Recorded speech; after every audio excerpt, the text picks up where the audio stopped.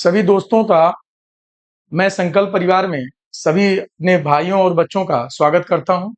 मैं अमित सिंह आज फिजिक्स के कुछ मॉडर्न फिजिक्स के क्वेश्चन लेके आया हूं और हम लोग मिलकर इसको सॉल्व करेंगे। पहला क्वेश्चन आपके सामने कि युग्म उत्पादन घटना का अर्थ क्या होता है, मतलब कि पेयर प्रोडक्शन से आप क्या समझते हैं। देखिए, युग्म उत्पादन क्रिया में पहला आंसर जो दिया है ए, गामा किरण से एक इलेक्ट्रॉन तथा एक पॉजिट्रॉन का उत्पादन। बी, धातु सतह पर परावैंगनी प्रकाश पड़ने से इलेक्ट्रॉन का निष्कासन। सी, नाभिक से इलेक्ट्रॉन का निष्कासन। और डी, एक उदासीन परमाणु का आयनन। देखिए बच्चों, युग्म उत्पादन क्रिया होती क्या है कि युग्म उत्पादन क्रिया में जब हम किसी युग्म उत्पादन क्रिया में जब हम किसी नाभिक पर, किसी पदार्थ के नाभिक पर जब हम गामा किरण को गिराते हैं तो गिराने पर यह नाभिक से दो भागों में यह नाभिक टूट जाता है, जिसमें एक होता है पॉजिट्रॉन और एक होता है इलेक्ट्रॉन। जहां पर किसी भी नाभिक से एक पॉजिट्रॉन और एक इलेक्ट्रॉन का जन्म हो, ऐसी क्रिया को युग्म उत्पादन क्रिया यानी पेयर प्रोडक्शन प्रोसेस कहा जाता है।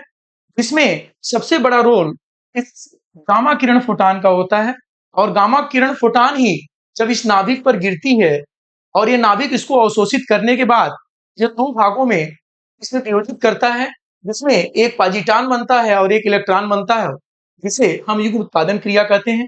जिसमें पहला आंसर दिया है इसका कि गामा किरण से एक इलेक्ट्रॉन एक पॉजिट्रॉन का उत्पादन। दूसरा दिया है धातु सतह पर परावैंगनी प्रकाश पड़ने से इलेक्ट्रॉन का निष्कासन। तीसरा आंसर दिया है नाभिक से इलेक्ट्रॉन का निष्कासन। और चौथा दिया है एक उदासीन परमाणु का आयनन। देखिए, कभी भी एक उदासीन परमाणु का आयनन नहीं हो सकता, जिसके कारण भी आंसर गलत हो जाता है। बोला है नाभिक से एक इलेक्ट्रॉन का निष्कासन। नाभिक से निष्कासन तो इलेक्ट्रॉन निकलते ही निकलते हैं, लेकिन उसके साथ एक पॉजिट्रॉन का भी जन्म होता है, जिसके कारण इसमें पॉजिट्रॉन न होने के कारण ये भी आंसर गलत हो जाता है। तीसरा जो बी ऑप्शन दे दिया है, धातु सतह पर परावैंगनी प्रकाश पड़ने से इलेक्ट्रॉन का निष्कासन, चूंकि पेयर प्रोडक्शन प्रोसेस है और पेयर प्रोडक्शन प्रोसेस में युग्म उत्पादन क्रिया में एक पॉजिट्रॉन और एक इलेक्ट्रॉन का जन्म होता ही होता है, जिसमें केवल यहाँ पर इलेक्ट्रॉन देने के कारण यह आंसर गलत हो जाता है, जिसके कारण हमारा आंसर ए सही है, ए फॉर अमेरिका, कि गामा किरण से एक इलेक्ट्रॉन और एक पॉजिट्रॉन का उत्पादन। इसका मतलब क्या हुआ बच्चों कि जब हम किसी भी नाभिक पर किसी गामा किरण को गिराते हैं और यह गामा किरण इस नाभिक द्वारा अवशोषित होने के बाद जब दो भागों में बढ़ जाए, एक पॉजिट्रॉन और एक इलेक्ट्रॉन, तो इस घटना को हम कहते हैं युग्म उत्पादन। और आपको बता दें एक सबसे बड़ी चीज जो बोर्ड का क्वेश्चन है कि गामा किरण फोटॉन जो गिराए जाते हैं किसी भी पदार्थ के नाभिक पर, उसके पास कम से कम कितनी ऊर्जा होनी चाहिए, तो याद रखिए greater than equal 1.02 mega electron volt. यानी कहने का मतलब इस गामा किरण फोटॉन के पास अगर 1.02 मेगा इलेक्ट्रॉन वोल्ट या उससे अधिक ऊर्जा पाई जाती है, तो निश्चित रूप से इस नाभिक से जो नए चीज का जन्म होगा वह पॉजिट्रॉन और इलेक्ट्रॉन होंगे, जिससे हम इस घटना को कह सकते हैं, जिसके कारण यह घटना हमारी युग्म उत्पादन क्रिया में आती है।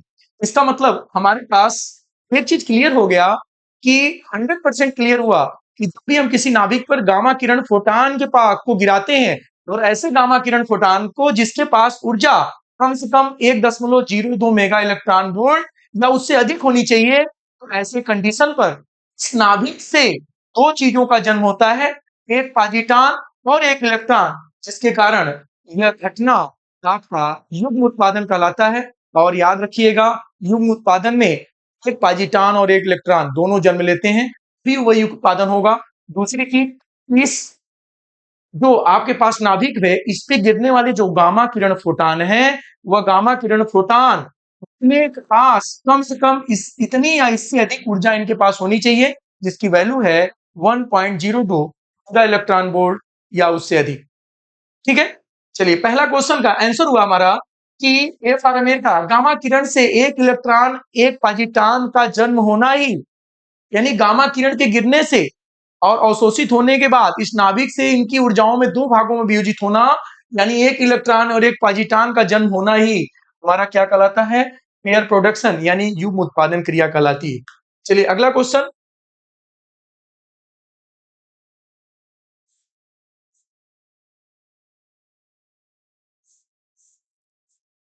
चलिए अगले क्वेश्चन में फिर से हम एक बार आते हैं।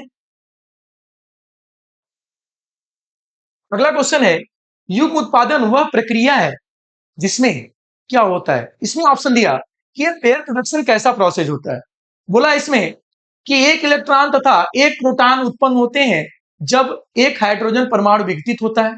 दूसरा ऑप्शन दिया, एक प्रोटॉन और एक न्यूट्रॉन उत्पन्न होते हैं जब एक न्यूट्रॉन विघटित होता है। तीसरा ऑप्शन दिया, गामा किरण के फोटॉन से एक इलेक्ट्रॉन और एक पॉजिट्रॉन उत्पन्न होते हैं।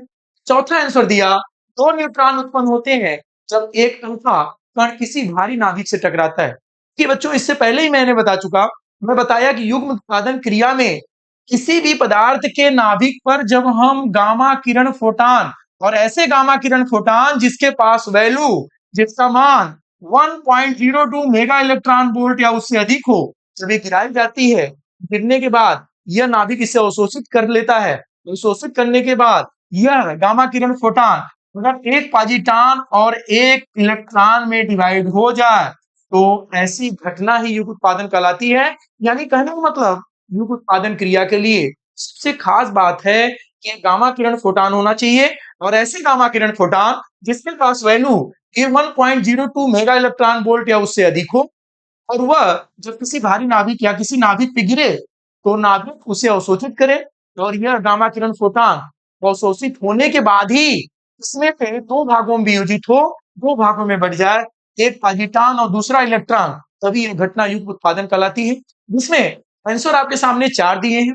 पहला आंसर एक इलेक्ट्रॉन एक प्रोटॉन, आपको मैं पहले ही बता दिया कि एक इलेक्ट्रॉन एक प्रोटॉन उत्पन्न होते हैं जब हाइड्रोजन परमाणु विघटित होता है। हाइड्रोजन परमाणु विघटित नहीं होता है, ये गामा किरण फोटॉन ही दो भागों में बढ़ते हैं, जिसके कारण ये गलत हो गया आंसर। दूसरा है एक प्रोटॉन तथा एक न्यूट्रॉन उत्पन्न होते हैं जब न्यूट्रॉन विघटित होता है।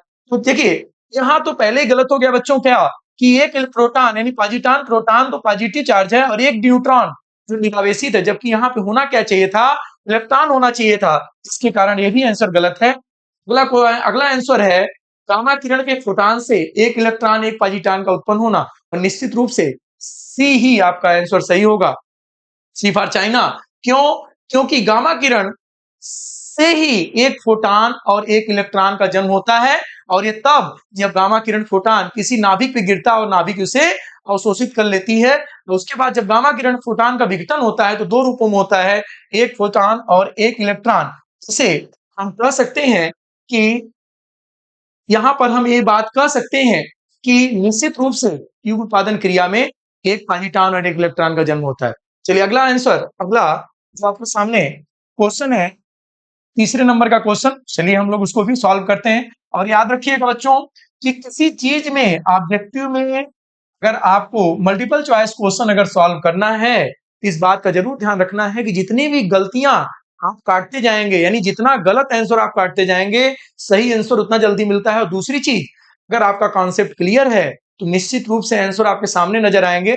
एग्जामिनर क्वेश्चन को तो घुमा सकता है, आंसर घुमा सकता है, लेकिन उसकी थीम, उसके कॉन्सेप्ट को कभी नहीं घुमा सकता। अगर आप उस कॉन्सेप्ट को बहुत अच्छे से समझे रहेंगे तो निश्चित रूप से आप एक अच्छे स्टूडेंट की तरह, बोर्ड के एक अच्छे स्टूडेंट बनेंगे और सबसे ज्यादा नंबर गेन कर सकते हैं फिजिक्स में।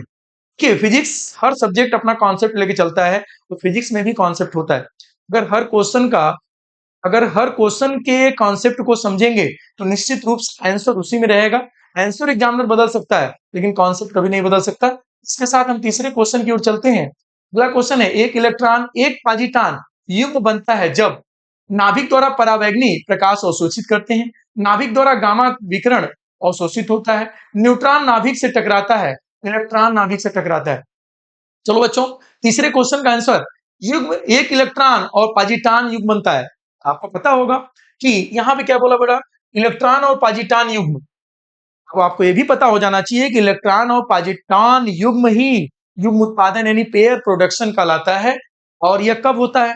जब हम किसी गामा किरण फोटॉन को किसी नाभिक पे गिराते हैं और उस नाभिक के पास उस गामा किरण फोटॉन के पास कितनी ऊर्जा होनी चाहिए? उस गामा किरण फोटॉन के पास या तो कम से कम 1.02 मेगा इलेक्ट्रॉन वोल्ट होना चाहिए या तो उससे अधिक होनी चाहिए। और ये जब गिरता है और यही जब अवशोषित होने के बाद अपनी ऊर्जा को दो भागों में तोड़ता है, एक पाजिट्रॉन और एक इलेक्ट्रॉन में, तो उसी को हम कहते हैं युग्म उत्पादन। इसका मतलब इसमें क्या दिया, अब आंसर पे चलते हैं। जब आप बार-बार बोल रहे हो कि गामा किरण फोटॉन ही गिराई जाती है, तो निश्चित रूप से इलेक्ट्रॉन नाभिक में तो गिराई नहीं जा सकती, जिसके कारण आंसर गलत हुआ। दूसरा, न्यूट्रॉन तो निरावेशित होती है, ये भी गलत हुआ। तीसरा, नाभिक द्वारा गामा विकिरण अवशोषित होती है। और पहला, देखिए दो 50-50 का चांस है, ए और बी में ही आपका आंसर छिपा है। आपका बोला है कि नाभिक द्वारा गामा विकिरण अवशोषित होता है और अगला बोला नाभिक द्वारा पराबैंगनी प्रकाश अवशोषित होता है। जब मैंने आपको बोला कि गामा किरण फोटॉन अवशोषित होता है, तो निश्चित रूप से यही आपका आंसर सही हुआ, यानी बी फॉर बॉम्बे, यानी नाभिक द्वारा गामा विकिरण अवशोषित कर लिया जाता है। और यही गामा किरण फोटॉन जब अवशोषित करने के बाद अपनी ऊर्जा को दो भागों में इसमें से निकालता है, जिसमें एक होता है पाजिट्रॉन और एक इलेक्ट्रॉन। तो इस घटना को ही, इस प्रोसेस को ही, इस क्रिया को ही हम कहते हैं बच्चों युग्म उत्पादन क्रिया। अगला क्वेश्चन है आपके सामने, क्वेश्चन नंबर 4। युग्म उत्पादन के लिए गामा फोटॉन की न्यूनतम ऊर्जा कितनी होनी चाहिए? अभी मैं बच्चों कुछ देर पहले ही बताया था कि जब भी किसी भी नाभिक पर युग्म उत्पादन क्रिया बनाई जाती है, युग्म उत्पादन क्रिया कराने के लिए जो गामा किरण फोटॉन किसी नाभिक पे गिरते हैं किसी पदार्थ के, तो उसके पास कम से कम 1.02 मेगा इलेक्ट्रॉन वोल्ट होना चाहिए, जो कि आपका ऑप्शन डी दिखाई देता है। और ये बोर्ड का भी क्वेश्चन है। सबसे खास बात देखिए कितना कंफ्यूजन क्रिएट एग्जामिनर करता है आपके सामने कि यह दिया, यह दिया, यह दिया और यह दिया। बच्चे को दिमाग में आता है कि कोई भी क्रिया 931 मेगा इलेक्ट्रॉन वोल्ट से भी हो सकती है, उसी को दशमलव में भी दिया है, उसी को देखिए इसमें दशमलव में दिया, वही चीज यहाँ बिना दशमलव के दिया। कंफ्यूजन क्रिएट तो आपके दिमाग में होना चाहिए कि जब भी युग्म उत्पादन प्रोसेस हो, यानी पेयर प्रोडक्शन प्रोसेस हो, तो उसमें गामा किरण फोटॉन ही किसी नाभिक द्वारा अवशोषित होते हैं। और गामा किरण फोटॉन अगर अवशोषित होते हैं, तो वही अपने ऊर्जा को जब दो भागों में तोड़ते हैं, यानी पाजिट्रॉन और इलेक्ट्रॉन में, तो इस घटना को हम पेयर प्रोडक्शन यानी युग्म उत्पादन कहा कहते हैं। और रही बात कि युग्म उत्पादन के लिए गामा किरण फोटॉन जो नाभिक द्वारा अवशोषित होने जा रहा है, उसके पास ऊर्जा कितनी होनी चाहिए?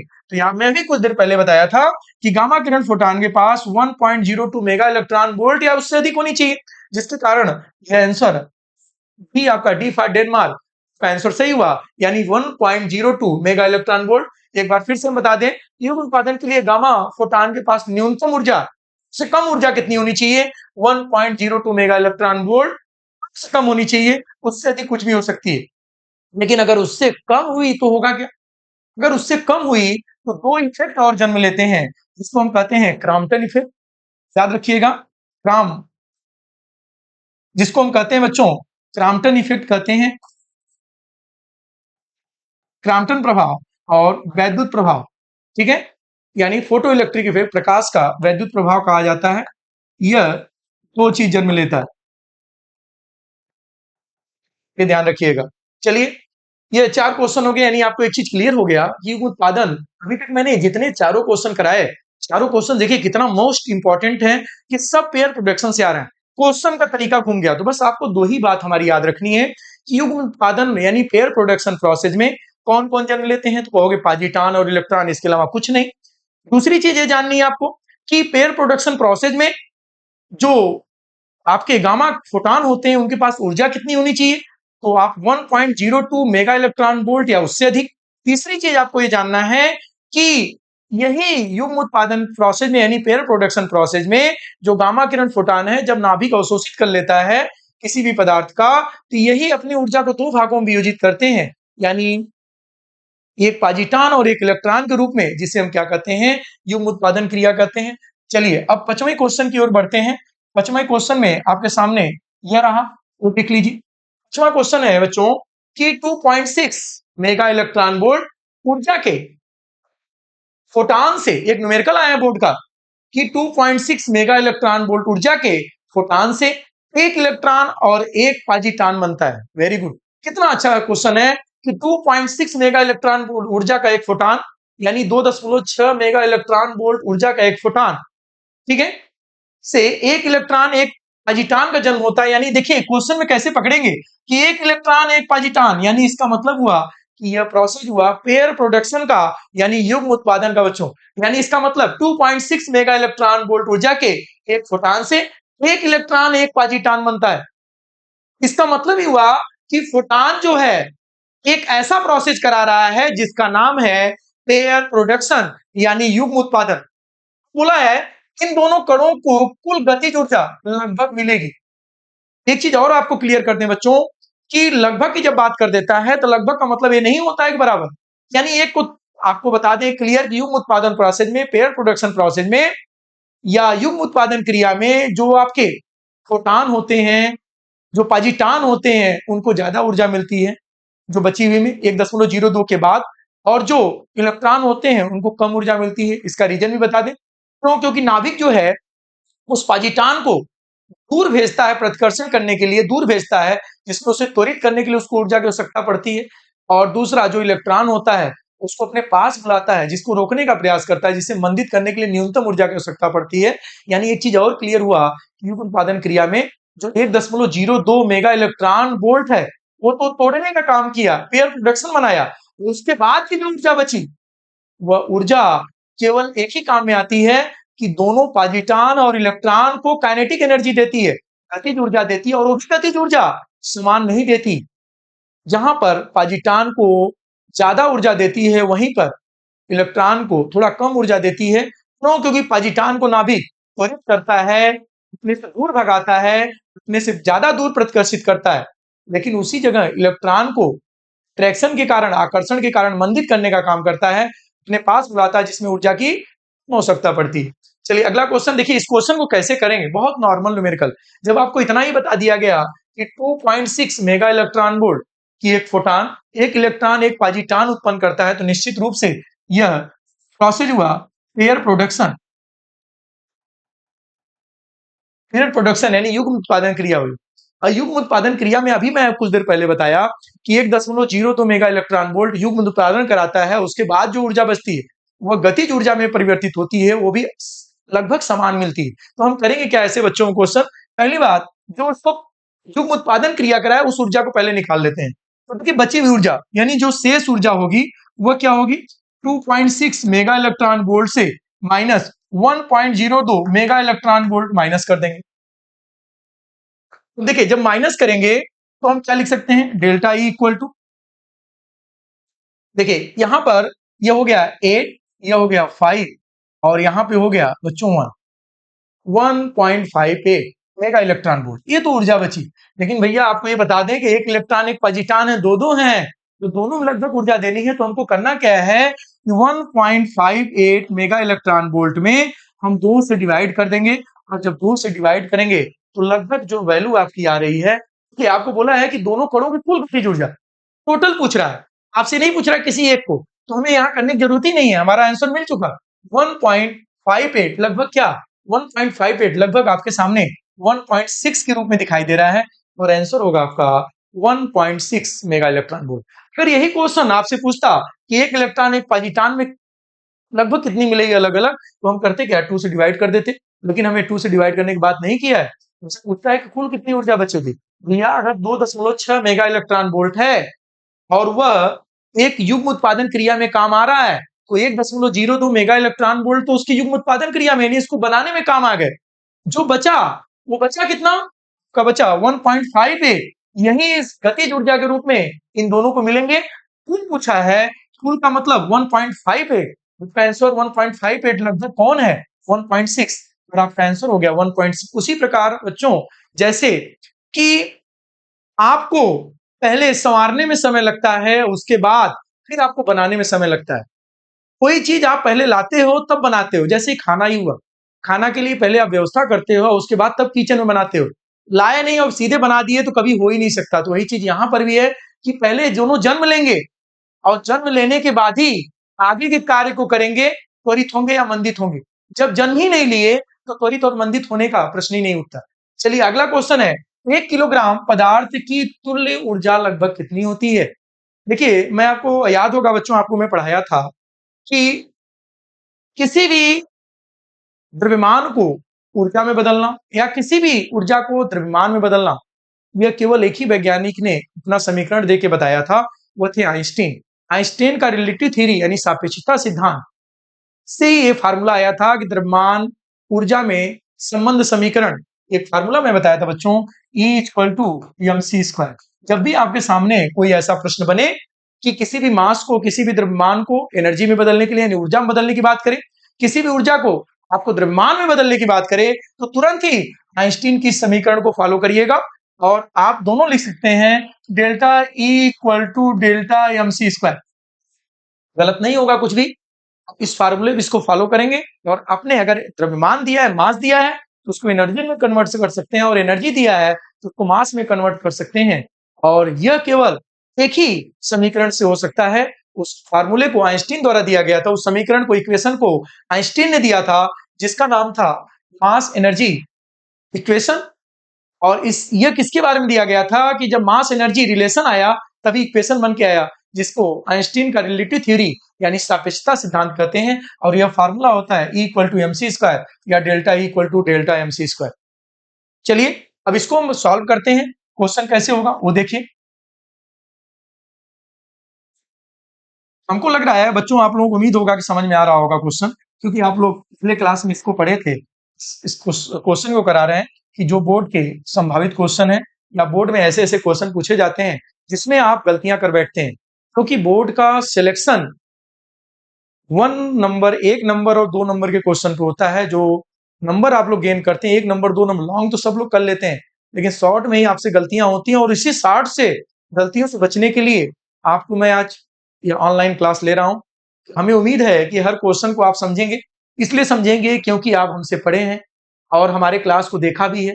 और ऐसे कंडीशन पे अगर हर एक एक चीज के बारे में थोड़ा थोड़ा भी अगर जानते होंगे तो मैं निश्चित रूप से आपको हर क्वेश्चन को करवा दूंगा, जिसमें आप खुद मेरे साथ हेल्पफुल रहेंगे, मेरी सहायता करेंगे। चलिए अगले क्वेश्चन में 1 किलोग्राम पदार्थ में तुल्य ऊर्जा होगी। मैंने अभी बोला था कि जब भी किसी भी द्रव्यमान को ऊर्जा में बदलना हो या जब भी किसी ऊर्जा को द्रव्यमान में बदलना हो तो हम करते क्या है, हम आइंस्टीन के समीकरण को लेते हैं।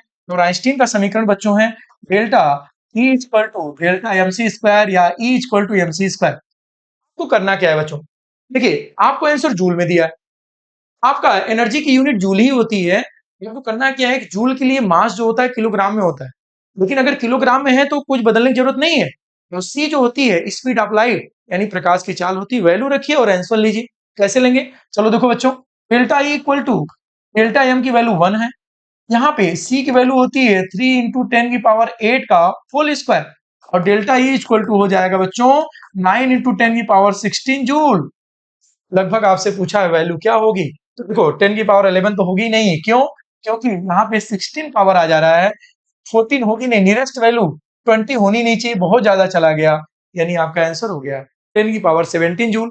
अब एग्जैक्ट आंसर कभी हो सकता है दे या न दे, लेकिन आप हमेशा नियरेस्ट के पास पहुंचेंगे कि लगभग हमारे पास, क्यों, क्योंकि हम 9.10⁻16 है, यानी लगभग 16 के आगे चल रहे हैं, 16 के आगे आने वाला 17 ही होता है, इसलिए इसका आंसर आपके सामने यह रहा। चलिए अगले क्वेश्चन में थोड़ा सा साफ नहीं है, आप लोगों को इसका मिल जाएगा क्वेश्चन। ये क्वेश्चन क्या है हम पढ़ दे रहे हैं, आपको नहीं समझ में आएगा, मैं क्लियर कर रहा हूं क्वेश्चन क्या है। बोला है किसी नाभिकीय विखंडन क्रिया में पदार्थ से द्रव्यमान का क्षय 1.2 ग्राम होता है, इस क्रिया में मुक्त ऊर्जा बताइए। देखिए कितना क्वेश्चन सटीक दिया है। अभी मैं भी कुछ देर पहले आइंस्टीन के सापेक्षता सिद्धांत के बारे में बताया कि अगर द्रव्यमान दिया है तो उसको ऊर्जा में बदल सकते हैं, ऊर्जा दिया है तो द्रव्यमान में बदल सकते हैं। और वो किस फार्मूले से, वह है delta E equal to delta mc² या E इक्वल टू mc², जो आइंस्टीन का सबसे बेहतरीन समीकरण दिया गया था। आइंस्टीन का यह कहना था कि द्रव्यमान कभी भी नष्ट नहीं होती, ऊर्जा भी कभी नष्ट नहीं होती। जहां द्रव्यमान ऊर्जा में बदलती है वहीं ऊर्जा द्रव्यमान में बदलती है, यानी mass and energy interchange to each other, यानी एक दूसरे में परिवर्तित होते हैं। कोई भी चीज वेस्ट नहीं है इस दुनिया में। और उन्होंने इस समीकरण को दिया था, इस समीकरण से क्वेश्चन आया है। आप देखिए क्वेश्चन में दिया है किसी नाभिकीय विखंडन क्रिया में एक न्यूक्लियर, जो आपके नाभिकीय विखंडन क्रिया क्या होती है बेटा, न्यूक्लियर फिजन प्रोसेस। नाभिकीय विखंडन क्रिया में किसी पदार्थ के द्रव्यमान का क्षय 1.2 ग्राम होता है, इस क्रिया में मुक्त ऊर्जा बताइए। इस क्रिया में मुक्त ऊर्जा आपसे पूछा है। देखिए बच्चों, आपके सामने 1.2 ग्राम द्रव्यमान दे दिया और किसमें पूछा है? ऊर्जा। मैं अभी कुछ देर पहले ही बताया कि जब भी द्रव्यमान को ऊर्जा में पूछे, ऊर्जा को द्रव्यमान में बदलने के लिए पूछे, तो निश्चित रूप से आइंस्टीन का यह सापेक्षता सिद्धांत यानी रिलेटिव थ्योरी से ये इक्वेशन से सॉल्व करेंगे। अब इक्वेशन हम सॉल्व करने जा रहे हैं। देखो बच्चों, कैसे? देखिए आपके सामने फार्मूला लगाएंगे, delta E equal to delta M C square, delta E equal to delta M की वैल्यू है 1.2 ग्राम। मैंने अभी आपको कुछ देर पहले बताया था। अच्छा, आंसर आपका जूल में दिया है तो निश्चित रूप से ही यह आपका किलोग्राम में होना चाहिए। क्यों? क्योंकि जूल क्या होता है? जूल जूल जो होता है एक वर्क होता है, एक एनर्जी होती है, और वह जब भी हम सॉल्व करते हैं उसकी यूनिट बनती है kilogram metre square upon second square. इसका मतलब कि आपका द्रव्यमान यानी मास किलोग्राम में होना चाहिए, जो आपका डिस्प्लेसमेंट है वह आपके मीटर में होनी चाहिए, और जो टाइम है वो सेकंड में होना चाहिए। कि हम किस यूनिट में, यानी आप यहाँ पे ग्राम को आराम से आप किलोग्राम में बदलेंगे। मैं आपको बताया भी था, पावर भी बताया था, आज फिर बता दे रहा हूं कैसे तुरंत का तुरंत करते हैं। और सी की वैल्यू तो आपको पता ही है बच्चों, बहुत बचपन में जब आप 6-7 में रहे थे तब से पढ़ते आ रहे हैं। The speed of light equal to 3 into 10⁸ यह वैल्यू होती है, यानी प्रकाश की चाल का मान जो होता है, the value of speed of light 3 into 10⁸ हो गया। यानी आप यहाँ पे सी की वैल्यू 3 इंटू 10⁸ रखेंगे। अब यहाँ पे आराम से सोल्यूशन करेंगे। देखिए पहली चीज, फिजिक्स के सोल्यूशन में लास्ट में किया जाता है, पहले पावर को सॉल्व किया जाता है, फिर मल्टीप्लाई, फिर डिवाइड किया जाता है। अगर आप ऐसे करते हैं तो कभी इरिटेट नहीं होंगे, कभी परेशान नहीं होंगे और आराम से आंसर ले लेंगे। लेकिन अगर कहीं पर भी डिसिमल लगाने की कोशिश किए तो निश्चित रूप से आपसे गलतियां होंगी और उसी गलतियों से आपको बचना है। फिजिक्स हमेशा डिसिमल से दूर भगाता है, यानी आप जितना ही डिसिमल से हटाते जाएंगे उतना आसान कैलकुलेशन होता जाएगा। मेरी बात याद रखिएगा, डिसिमल से दूर रहिए, पावर को पहले सॉल्व करिए, फिर मल्टीप्लाई या डिवाइड में से मल्टीप्लाई करिए, फिर लास्ट में डिवाइड करिए, आंसर अपने आप आ जाएंगे जैसे मैं कर रहा हूं। देखिए यहाँ पर 1.2 आपको पता है भाई, एक्सपोनेंट रूल घातांक नियम क्या कहता है। इसको हम लिख सकते हैं बेटा 10⁻3, यहाँ पे लिख सकते हैं 9 इंटू 10⁻16। वो पता है 3 का स्क्वायर 9 और 8 10⁸ का स्क्वायर करेंगे 10⁸ इंटू 10⁸, यानी ऐसे कुछ 10⁸ इंटू स्क्वायर का मतलब 2 बार। आपको पता है कि आधार समान है तो घातें जुड़ती हैं, 8 प्लस 8 यानी 10⁻16 हो जाएगा। हो गया? तो देखिए इसमें मैंने अभी क्या बताया कि एक्सपोनेंट रूल कहता है कि जब भी किसी चीज को अपने जगह से यानी upward to downward, downward to upward, top to bottom, bottom to top की ओर कंडीशन ले जाते हैं, यानी अपने पोजीशन को चेंज करता हो तो अपने साइन के साथ चेंज करता है, अपने चिन्ह के साथ चेंज करता है। अगर यहाँ 10⁻3 है, ऊपर अगर ले जाना चाह रहे हैं तो इसका पावर ही बदल जाएगा, यानी 10⁻3 तो इसका मतलब हुआ 10⁻−3, यानी 1.2 10⁻−3 9 इंटू 10⁻16। उसके बाद मैंने भी क्या बताया था बच्चों कि पावर को पहले सॉल्व करेंगे, डिसिमल को हटाएंगे, उसके बाद मल्टीप्लाई फिर डिवाइड। चलो मैं भी वही कर रहा हूँ, यहाँ डिवाइड होने का तो कोई प्रश्न ही नहीं है। देखिए यहाँ पे है ही नहीं डिवाइड, तो हम करेंगे क्या, मल्टीप्लाई करेंगे। लेकिन उससे पहले पावर को सॉल्व करते हैं। आपको पता है ना कि 1.2 10⁹ और यहाँ पे आपको पता है कि जब बेस इक्वल है तो पावर ऐड होते हैं मल्टीप्लाई में, तो 16-3।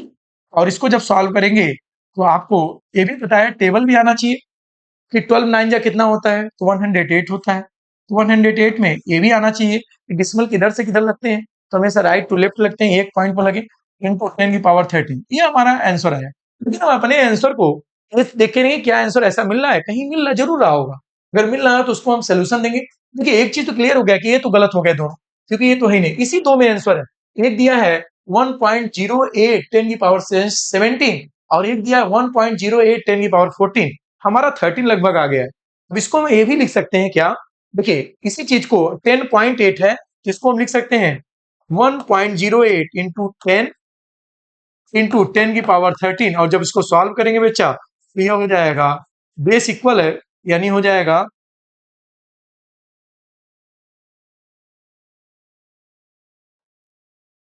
चलिए देखिए यहाँ पे 1 और यहाँ पे हो जाएगा 14। आराम से हमारा आंसर आया जूल में कि जो ई की वैल्यू है, यानी अगर हम किसी भी 1.2 ग्राम को अगर हम जूल में बदल रहे हैं यानी एनर्जी में बदल रहे हैं, तो उसकी वैल्यू हमारे पास आई 1.08 10⁻14। इसका मतलब कि हमारा आंसर सी फॉर चाइना सही हुआ। क्यों? क्योंकि देखिए एक चीज याद रखिए, एग्जामिनर चार तरफ से मल्टीपल चॉइस क्वेश्चन बनाते हैं, क्योंकि यहाँ 50-50 का चांस हो गया। जब आपके सामने 1.08 आया तो ये दो आंसर तो ऐसे ही गलत हो गए। अब आप लगाइए मत, इसके आगे देखिए, क्योंकि ये 13 है, एक एक्स्ट्रा ही पड़ेगा 14, तो इसको इसका मतलब कि आपका ये आंसर गलत हुआ, यानी ऑप्शन क्या हुआ, सी फॉर चाइना आंसर सही हुआ। अगला क्वेश्चन है नाभिकी, नाभिक की प्रति न्यूक्लियन औसत बंधन ऊर्जा होती है, कितनी होती है भाई? किसी भी नाभिक की प्रति न्यूक्लियन औसत बंधन ऊर्जा कितनी होती है? ये आपके सामने दी इलेक्ट्रॉन वोल्ट 8 में क्या दिया है, billion electron volt, billion million electron volt, 8 joule 8 electron volt, इसका आंसर होगा 8 मेगा इलेक्ट्रॉन वोल्ट। अगला बोला एक एमयू द्रव्यमान को पूरे विनिष्ट करने के लिए प्राप्त ऊर्जा होती है, तो याद रखिएगा और निकाल के भी हम दिखा दे रहे हैं, ये भी उसी तरह निकलेगा। याद रखिएगा 1 एमयू का अगर हम मास देखें तो यह होता है 1.66 या 67 इंटू 10 की पावर माइनस 27 किलोग्राम, और अगर इसको मेगा इलेक्ट्रॉन वोल्ट में बदलें तो 931 मेगा इलेक्ट्रॉन वोल्ट, जो बोर्ड के क्वेश्चन है इसका आंसर होगा 931 मेगा इलेक्ट्रॉन वोल्ट। और इसको भी हम करके दिखा सकते हैं आपके सामने, वही आइंस्टीन का द्रव्यमान ऊर्जा समीकरण यानी मास एनर्जी इक्वेशन से हम इसमें करेंगे क्या, एक एमयू की जो मास में वैल्यू होती है वह वही रखेंगे, यानी कौन सा फार्मूला एक बार फिर से हम बता दें, delta E equal to delta M into C square, delta E equal to delta M की जगह लिखेंगे 1.66 या 67 इंटू 10 की पावर माइनस 27 किलोग्राम, और इसकी वैल्यू होती है 3 इंटू 10 की पावर 8 का होल स्क्वायर। और जब इसको सोल्यूशन देंगे बच्चा तो आपका जूल में आएगा, किसमें आएगा, जूल में। और आपको बता दें जब इसको मेगा इलेक्ट्रॉन वोल्ट में बदलने की बात करेंगे तो हम करेंगे क्या, 1.6 इंटू 10 की पावर माइनस 13 जूल से डिवाइड कर देंगे और सीधे सीधे मेगा इलेक्ट्रॉन वोल्ट में वैल्यू आ जाएगी, यानी इसका मतलब विनिष्ट करने के लिए कितने एनर्जी प्राप्त होगी, 931। फिर देखिए यही क्वेश्चन है, एक एमयू के द्रव्यमान से प्राप्त ऊर्जा कितनी होती, क्वेश्चन फिर वही घुमाया, और ये देखिए बोर्ड में कितनी बार आया है, 17, 16, 13 और 10, और आने की भी संभावना हो सकती है। तो याद रखिएगा एक एमयू से प्राप्त जो भी ऊर्जा होगी 931 मेगा इलेक्ट्रॉन वोल्ट होगी। अगला क्वेश्चन वेरी वेरी इंपॉर्टेंट, वो देखिए कितना घुमा के क्वेश्चन दिया है, 11, 12, 13, 14 जितने भी अगर आप कर रहे हैं, अगर आप इस एक नंबर में यानी ऑब्जेक्टिव मल्टीपल चॉइस क्वेश्चन में या वन लाइनर में क्वेश्चन आएंगे तो आप आराम से कर सकते हैं। बस बच्चों इस बात का ध्यान रखिएगा, धैर्य मत खोइएगा, यानी पेशेंस आपके अंदर होनी चाहिए। पहली चीज, फिजिक्स, केमिस्ट्री, मैथ, बायो, ये जो डोमेन सब्जेक्ट हैं इसके लिए पेशेंस होना बहुत जरूरी आपके सामने है। अगर पेशेंस है, दूसरी चीज कॉन्फिडेंस लेवल आपकी हाई होनी चाहिए, तीसरी चीज कि आप इतना मेहनत कर दें कि दुनिया आपको सलाम करे, और चौथी चीज कि माँ बाप का हमेशा सम्मान करिए, टीचरों का सम्मान करिए, तो निश्चित रूप से सभी के आशीर्वाद के साथ, सभी के प्रेम के साथ आप आगे बढ़ेंगे। और मैं अगले क्वेश्चन की ओर फिर चलते हैं कि अगला क्वेश्चन है एक नाभिक अभिक्रिया व्यक्त करती है, यानी एक न्यूक्लियर रिएक्शन क्या इंडिकेट करता है, आपके इंडिकेट न्यूक्लियर रिएक्शन इज आपके सामने यदि 2He4 plus 2Xa equal to Z+2 Ya+3 plus W, तो बोला है कण का W क्या होगा। चलो बच्चों ये देखिए, ये तो केमिस्ट्री के पार्ट्स हैं, लेकिन तब भी मैं आपको बताऊंगा, वो भी रटने की कोई जरूरत नहीं है, ये तो केवल इतना भी टफ नहीं है कि आप ना कर लें, बहुत इजी क्वेश्चन है। अगर ध्यान से किसी चीज को देखेंगे तो हर चीज नजर आता है। तो क्वेश्चन देखिए क्या है के सामने, 2He4 plus 2Xa equal to Z+2 Ya+3 plus W, तो कण का W का मान क्या होगा, वो मैचिंग कराते हैं बच्चों। चलो देखो, ये दोनों ऐड होने की बात है ना, तो यानी Z इधर है, 2 इधर है, तो ये हो जाएगा Z+2 जो कि है। चलिए इधर क्या है, 4 है, A है, ये हो जाएगा A+4 या 4+A, जिसमें यहाँ पे कितना गया बच्चा, A+3, यानी अभी भी एक बचा है, तो इसके पास निश्चित रूप से W के पास जो होगा वह एक ऊपर रहेगा।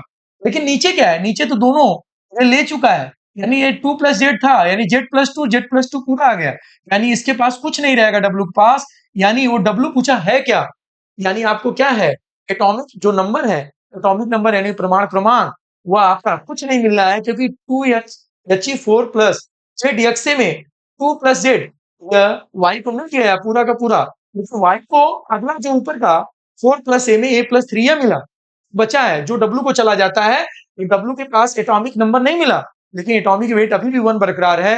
और ये किसको शो करता है, जिसके पास 0 हो एटॉमिक नंबर और जिसका एटॉमिक वेट 1 हो, वह होते हैं बच्चों, वह वे पार्टिकल्स जो निरावेशित होते हैं यानी न्यूट्रल होते हैं, जिसको हम न्यूट्रॉन कहते हैं, और आंसर हो गया सी फॉर चाइना यानी न्यूट्रॉन।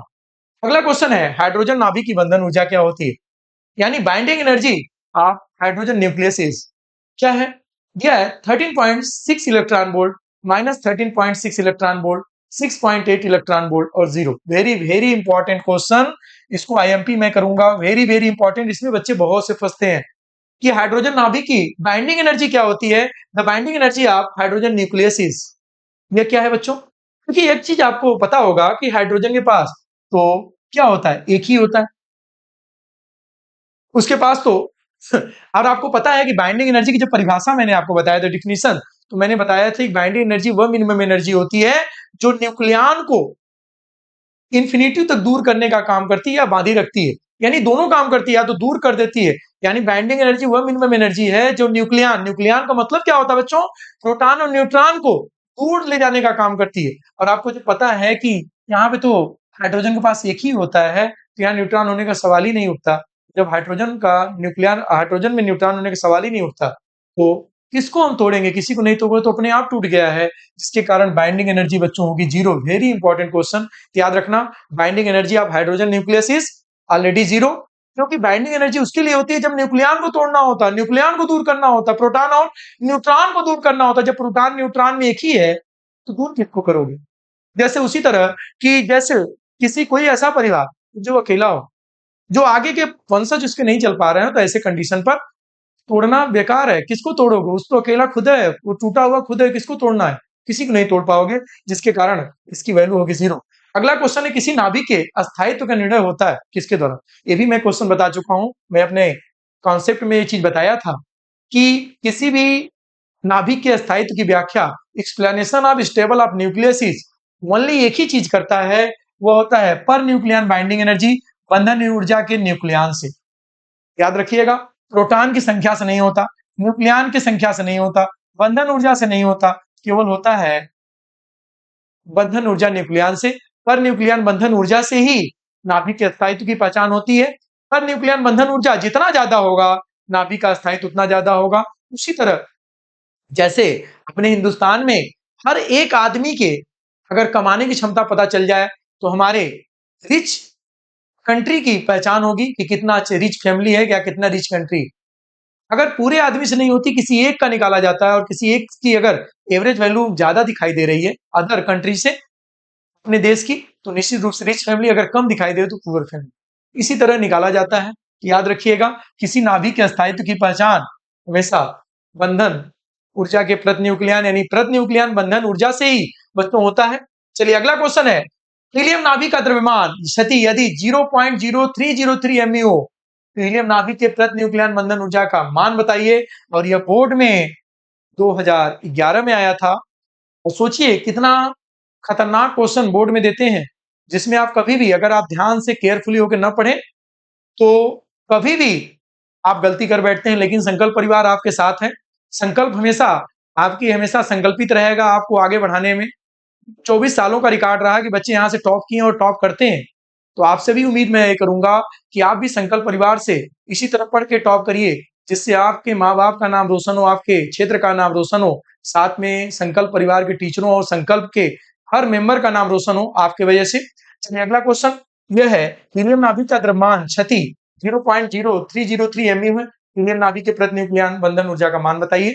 फिर वही चीज, बंधन ऊर्जा निकालने के लिए मैं आपको बताया था क्वेश्चन दो तरह के आते हैं, एक ग्राम या किलोग्राम में आता है, एक एमई में आता है। मैं भी बताया था कि एमई के क्वेश्चन सबसे आसान होते हैं बच्चों, और आप मैं कराया भी था अपने क्लास में। आज फिर मैं करा रहा हूं आपके सामने की बोर्ड के क्वेश्चन के साथ कि वास्तव में ये क्वेश्चन आया कि नहीं आया। आपको आज यकीन होगा तो आज से ही, क्या अभी से ही आप पढ़ने के लिए संकल्पित होंगे, और संकल्प परिवार के साथ आप इसी तरह आगे बढ़ते रहें, ये मेरा आशीर्वाद है। और हमारे सभी गुरुजन हैं हमारे साथ, जो अध्यापक हैं, जो इस क्रिया में आपका सहयोग कर रहे हैं, सभी का आशीर्वाद आपके साथ रहे। तो मैं उम्मीद करता हूं, और मेरी भी उम्मीद है कि आप भी हमारे हर टीचरों के हर सब्जेक्ट में आप इतना अच्छा नंबर लाइए कि टीचर के साथ आपका क्षेत्र या देश या प्रदेश सब लोग खुश हों। चलिए आगे देखिए क्वेश्चन में, हीलियम नाभिक के द्रव्यमान क्षति इतना है, हीलियम नाभिक के प्रति न्यूक्लियन बंधन ऊर्जा का मान बताइए। कि इसमें करते क्या है बच्चों, फिर वही द्रव्यमान दे दिया, बस एमयू दिया, आपसे बंधन ऊर्जा, न्यूक्लियन बंधन, पहले तो हम निकालेंगे बंधन ऊर्जा। तो किस फार्मूले से? आइंस्टीन के समीकरण से, delta E equal to delta M C square. जब एमई में क्वेश्चन दे तो हम करते क्या है, डेल्टा ई इक्वल टू, यहां पर एम की वैल्यू, पूरा एमई की वैल्यू रख देते हैं। डेल्टा एम की वैल्यू कितना दिया बच्चों? डेल्टा एम की वैल्यू दिया है 0.0303 एम। ठीक है, यहां पे रखते हैं 0.0303 एमयू। एमयू को यू भी कहते हैं बच्चों, ये भी याद रखिएगा। और सी स्क्वायर की वैल्यू टोटल कितनी होती है? 931 mega electron volt by MU. कभी यू करके देता है, कभी ये कैंसिल कर देंगे और मल्टीप्लाई करेंगे, डेल्टा ई इक्वल टू आ जाएगा 0.030 इंटू 931 मेगा इलेक्ट्रॉन वोल्ट। ये तो बाइंडिंग एनर्जी आया बच्चा। पर न्यूक्लियन बंधन ऊर्जा पूछा, पर न्यूक्लियन बाइंडिंग एनर्जी, तो आपको करना क्या है, 0.030 इंटू 931। तो ये देखना है कि क्वेश्चन किस पे पूछा है। क्वेश्चन हीलियम का दिया है। हीलियम के पास कितना होते हैं हीलियम नाभिक? आपको करेंगे क्या कि हीलियम नाभिक के द्रव्यमान क्षति का मान दिया है, नाभिक के प्रति न्यूक्लियन बंधन ऊर्जा का। हीलियम आपका जो होता है 2He4 होता है।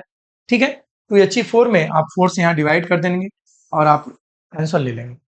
जब आंसर लेंगे तो लगभग हमारे उम्मीद से जो आंसर आना चाहिए, लगभग ये आ जाएगा 14। यहाँ पे हम डिवाइड करके भी देख लेना है।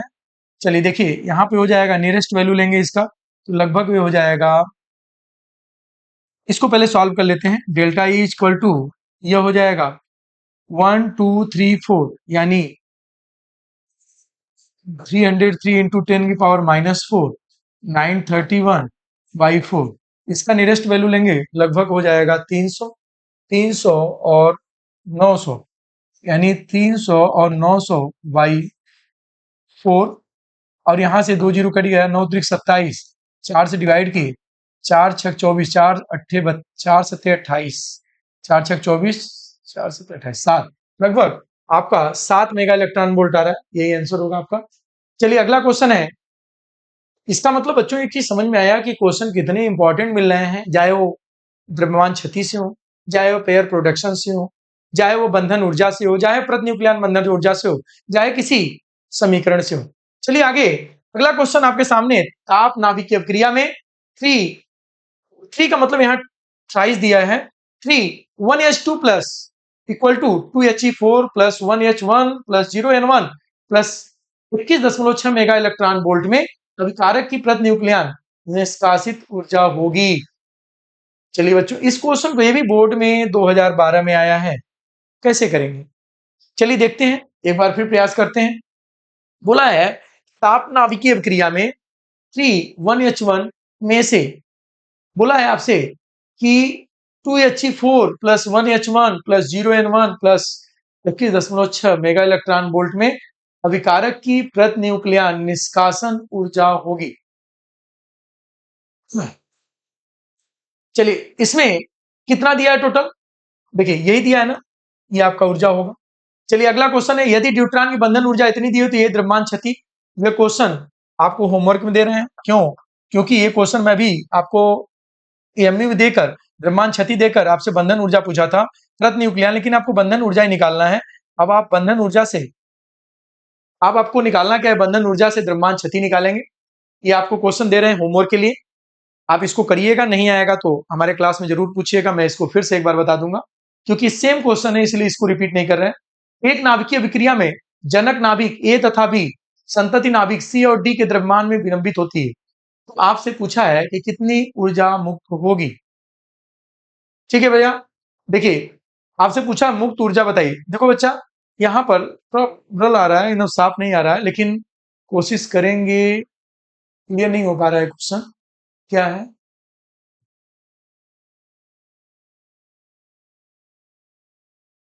चलिए इस क्वेश्चन को फिर से एक बार सर से बोलेंगे कि इस पे भेजें, क्योंकि ये क्वेश्चन एकदम ब्लर है, इसमें क्लियर ही नहीं हो रहा है कि क्या क्वेश्चन दिया है, और आपको भी नहीं दिखाई दे रहा होगा।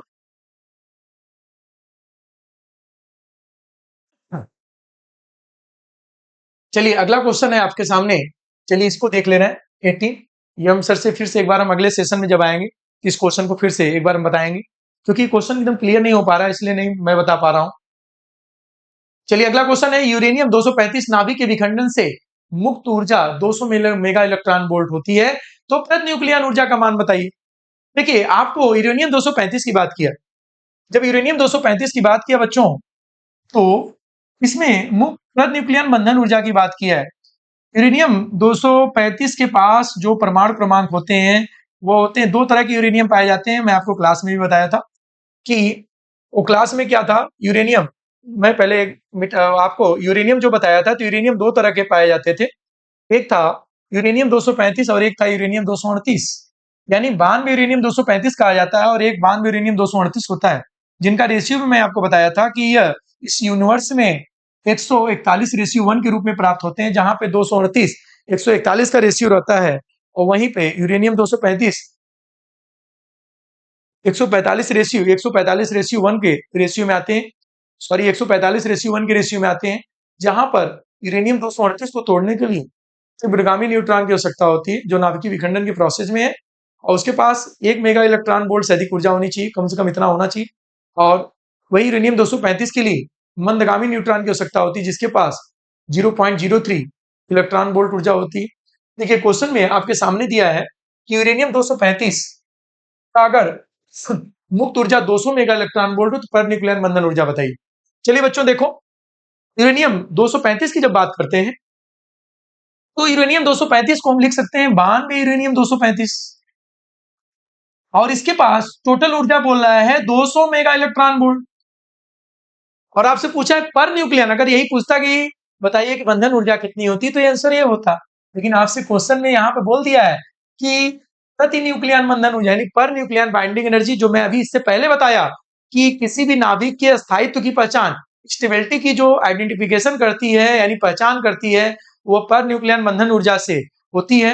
अब मैंने अभी एग्जाम्पल दिया था कि अपना देश रिच कैसे है, पुअर कैसे है, हर एक व्यक्ति के अगर आय को खर्चे को अगर ऐसे अलग अलग निकाला जाता है तो हर चीज की स्थितियां निकल जाती हैं।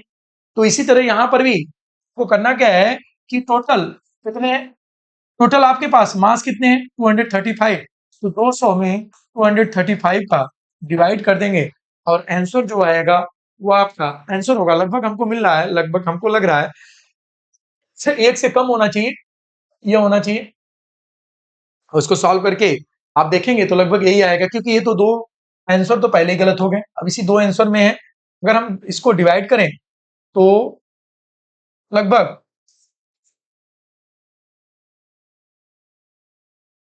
हाँ दशमलव सही है, 28 जा आएगा। अगला क्वेश्चन है 19, क्योंकि 0.85 ही आएगा, 0.53 नहीं आ सकता। चलिए ठीक है, हाँ सही है। देखिए 2 8 16 लगभग 8.8 आ जा रहा है, इसलिए हमारा आंसर सही है, यानी 0.85 मेगा इलेक्ट्रॉन वोल्ट। अगला क्वेश्चन है एमयू और kilowatt hour equal to X होती the value of X equal to. देखो बच्चा एमयू क्या होता है और किलोवाट आवर क्या होता है। एमयू भी ऊर्जा की यूनिट होती है, नाभिकीय जो ऊर्जा होती है एमयू में लिए जाते हैं, जब ऊर्जा में लेते हैं तो 931 मेगा इलेक्ट्रॉन वोल्ट लेते हैं। और किलोवाट आवर भी एनर्जी की यूनिट होती है, यह जिसको किलोवाट घंटा भी कहते हैं, और इसकी वैल्यू होती है 931 मेगा इलेक्ट्रॉन वोल्ट, और इसकी वैल्यू होती है 3.6 इंटू 10 की पावर 6 जूल।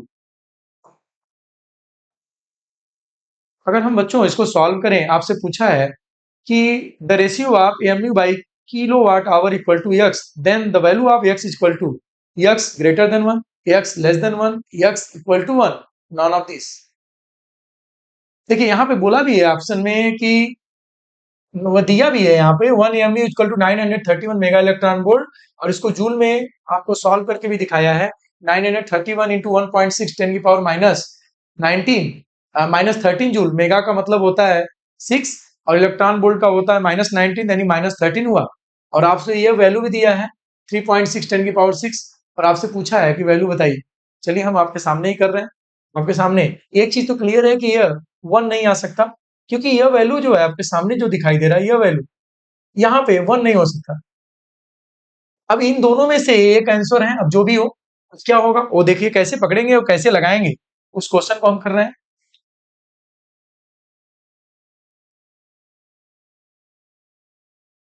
चलिए बच्चों देखते हैं। चलिए आगे देखिए, इस क्वेश्चन में बोला है कि AMU by kilowatt hour equal to x, then the value of x greater than 1, less than 1, equal to 1, none of this. चलो बच्चों इधर देखते हैं। 1 AMU की वैल्यू अभी आपके सामने नजर आया है कि AMU by किलोवाट आवर, ये आपसे पूछा है कि value x, the value of x equal to, तो AMU की वैल्यू होती है 931 मेगा इलेक्ट्रॉन वोल्ट, और इसकी वैल्यू होती है 3.6 इंटू 10 की पावर 6 जूल। ये तभी वैल्यू आ सकती है जब दोनों एक ही में हो, तो इसको हम जूल में बदल लें। क्या चेंज कर सकते हैं? 1.6 10 की पावर माइनस 13 से, जो कि मेगा है, 13 जूल, और यहाँ पे लिख सकते हैं 3.6 इंटू 10 की पावर 6 जूल। तो मैं आपको क्या बताया था? मैंने आपको बताया था ना कि पहले पावर को सॉल्व करते हैं तभी आंसर लेते हैं। चलो पावर को सॉल्व करते हैं। इधर हम लिख रहे हैं बच्चों, देखिए 931 1.6, यह ऊपर चला गया बच्चों, तो यह हो जाएगा 10 की पावर माइनस 13। एक्सपोनेंट रूल से, घातांक नियम से, कोई भी चीज, कोई भी घात ऊपर से नीचे या नीचे से ऊपर होती है तो अपने चिन्ह के अपोजिट चिन्ह के साथ जाती है, यानी अपने साइन के अपोजिट साइन के साथ जाती है। यानी इसका मतलब हुआ यह, और जब जाती है तो आपको पता होगा कुछ ऐसा होना चाहिए, 10 की पावर माइनस 6 डिवाइड बाई, यह हो जाएगा 3.6। ठीक है बच्चों, अब आगे देखिए, जब इसको सॉल्व करेंगे तो 931, इसको सॉल्व करेंगे बच्चों 1.6, अभी रहने दे रहे हैं इसको, यहाँ पे हो जाएगा माइनस 13 माइनस 6, बेस समान है तो पावर ऐड होंगी, माइनस 19, और यहाँ पे हो जाएगा 3.6, पॉइंट से पॉइंट कैंसिल, और आपको एक चीज क्लियर हो गया होगा, द वैल्यू ऑफ यक्स अगर हम सॉल्व करें तो हमारे सामने नजर क्या आ रहा है कि यक्स की वैल्यू क्या आएगी। देखिए यहाँ पर आपको लग रहा होगा ग्रेटर देन होगा, लेकिन नहीं, यहाँ पे देखिए पावर माइनस में है। अगर ये प्लस रहता तो ग्रेटर वन रहता, ये पावर माइनस में है, चाहे जितना सॉल्व कर लो इसे, ये होगा लेस देन। ये गलतियां होती हैं बच्चों से, और वो गलती आपसे नहीं होनी चाहिए। आपको लगा होगा कि यहाँ तो ये तो वैल्यू प्लस में आ रही है, प्लस में आ रही है, लेकिन जब पावर 19 करेंगे तो 0 0 0 0 0 0 0 बहुत जीरो हो जाएगा, ये पॉइंट में आएगा जो एक से कम माना जाएगा, और अगर एक से कम है तो वैल्यू आंसर होगा एक से कम। आपको लग रहा होगा अगर ये प्लस 19 होता निश्चित रूप से ग्रेटर देन 1, अगर ये कैंसिल हो जाते दोनों वैल्यू सेम, दोनों वैल्यू तो सेम है ही नहीं, तो ये प्रश्न उठता ही नहीं है। अब ये तीन ऑप्शन में नॉन ऑफ दिस जब क्वेश्चन में दे तो सबसे खतरनाक क्वेश्चन माना जाता है इसे, नॉन ऑफ दिस। क्यों? क्योंकि हो सकता है आंसर इसी में हो, लेकिन हमारा आंसर यह ग्रेटर देन 1 हो ही नहीं सकता। क्यों? क्योंकि ग्रेटर देन 1 तब होता है जब प्लस रहता पावर, ये तो 1 से भी कम दिखा रहा है, इसलिए लेस देन 1। अगला क्वेश्चन है 20 नंबर की ओर क्वेश्चन करते हैं। आपने धीरे धीरे धीरे धीरे क्वेश्चन को करते चले जा रहे हैं, और आपको देख क्लियर मालूम होता चला जा रहा है कि जो भी क्वेश्चन पूछे जा रहे हैं वह तो पेयर प्रोडक्शन से पूछे जा रहे हैं, या तो मास डिफेक्ट से पूछे जा रहे हैं जिसे द्रव्यमान क्षति कहते हैं, या तो बंधन ऊर्जा से पूछा जा रहा है, या तो पर न्यूक्लियन बंधन ऊर्जा से पूछा जा रहा है, या तो कोई रिएक्शन पूछा जा रहा है, या तो कोई वैल्यू पूछा जा रहा है। अगर एक एक वैल्यू को आप अच्छे से तैयार रखेंगे, अगर मेरे कहने का मतलब जो शुरू में ही बोला कि अगर मेरे कॉन्सेप्ट को, मेरे नोट्स को अगर अच्छे से आप पढ़ रहे हैं तो निश्चित रूप से सफलता दूर नहीं है आपको पाने प्राप्त करने में। क्योंकि अगर मेरे नोट्स को अच्छे से देख रहे हैं तो हर क्वेश्चन का जवाब उसमें मिलता जाएगा। एग्जामिनर क्वेश्चन को बदल सकता है लेकिन क्वेश्चन के थीम को कभी नहीं बदल पाएगा, क्योंकि वो चीज तो वही की वही रहेगी। चलिए आगे देखिए, अगला क्वेश्चन, नाभिक के प्रतिन्यूक्लियन की संख्या बढ़ने पर प्रतिन्यूक्लियन बंधन ऊर्जा क्या होती है? ये भी मैं बताया हूं, अगर ध्यान से देखे हो तो मैंने आपको बताया था, याद होगा, कि पर न्यूक्लियन बंधन ऊर्जा द्रव्यमान की संख्या के साथ परिवर्तन, यानी जो पर न्यूक्लियन बाइंडिंग एनर्जी है वह मास नंबर के साथ कैसे चेंज होती है। इसमें मैंने आपको एक कॉन्सेप्ट दिया था, याद होगा। अगर मेरे कॉन्सेप्ट को ध्यान से बच्चों अगर पढ़े होंगे, हमारे जो प्यारे प्यारे बच्चे हैं, जो सभी टीचरों के प्रिय बच्चे हैं, जो सभी टीचर उनको मानते हैं, अगर वो ध्यान से अगर देखे होंगे तो एक चीज बताए होंगे बच्चों कि 50 से 80 तक का पर न्यूक्लियन बाइंडिंग एनर्जी में जो कर्व बनता है वह प्लेन बनता है, और मतलब उसमें कोई चेंजिंग नहीं होती। 80 के ऊपर जाने पे, 50 के नीचे आने पे धीरे धीरे घटता है, और 20 के नीचे बहुत तेजी से घट जाता है। इसका मतलब क्या कि आपको पर न्यूक्लियन द्रव्यमान संख्या के आधार पे पूछा है, जो पकड़ने का तरीका यही था। तो पहले आपने देखा कि पहले तो क्या होता है बढ़ता नहीं है, लगातार घटता भी नहीं है, अपरिवर्तित भी रहती है।